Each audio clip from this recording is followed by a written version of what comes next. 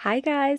If you've been around for a while, then you might remember my very first video that I ever posted here on YouTube, and I'm so excited to finally be remaking that because it is long overdue. This is what I call Maia curls, and it's been my signature go-to hairstyle for years. It's what I give to almost every client of mine in the salon, and I'm going to show you how to get this look too. So I always start with clean blow-dried hair as demonstrated. And the curling iron that I like to use for this style is by Hot Tools. It's the Rainbow Titanium line, and it's the 1¼ inch size, which I find holds my style the best for days. I'll curl it like this the first time my hair is clean and just leave it for the next few days, and it slowly drops into more of a loose wave.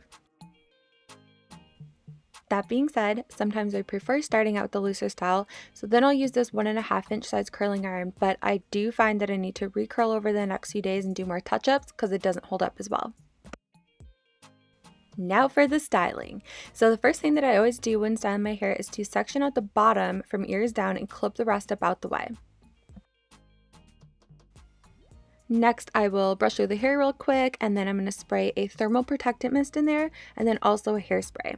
I prefer using a thermal protectant spray versus a lotion because I find that it wears a little bit better throughout the days, and I like using a high hold but flexible hairspray, so I'll link both of those down below.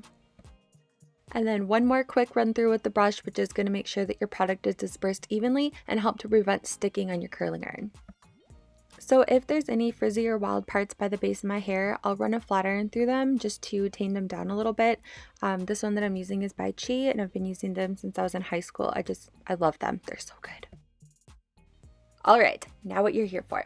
So you're going to grab a section of hair, and then you're going to take your iron with the clamp facing forward, and you're going to put it in pretty close to the base of your hair and start to wind it where your hair is feeding in from the top and the middle of your hair, as opposed to starting at the bottom and rolling your way up. So you'll let that sit for a couple seconds, and then when you're ready to let go, you want to squeeze the clamp to release it, and then you'll kind of gently let the curl come out so that it stays intact. So on this next section, I'm going to show you what it looks like if you do bring it all the way to the bottom and then roll it up, which is how I feel like a lot of people curl their hair and why they don't find that their curls last very long. Because if you look at it, you can kind of see that it's already looking a little bit more relaxed, and it's not going to hold from the middle as well. It's not going to be as consistent as this one where you see that there's that same style all the way through. It's really just curled at the ends. So we're going to recurl that now.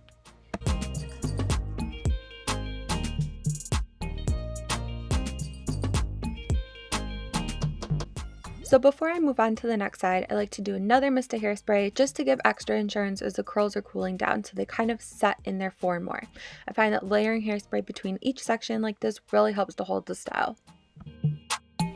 Next, you'll just repeat on the other side, but then you're going to want to stop for a minute, turn around, and look at the back of your head.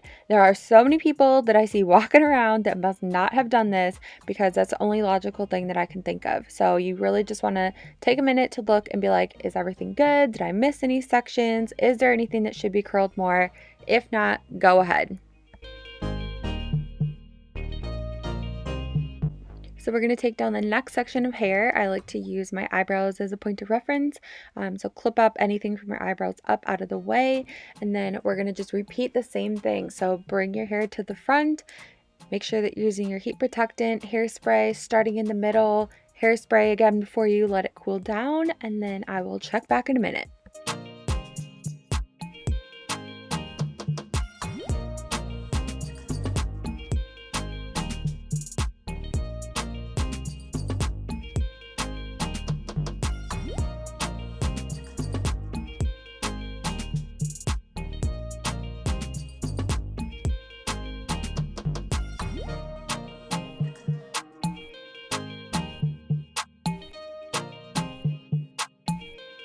So this is where my camera originally decided to shut off in the middle of me filming, and I did not realize until I was done. So I had to go back through and recurl my hair, which is why it already looks done.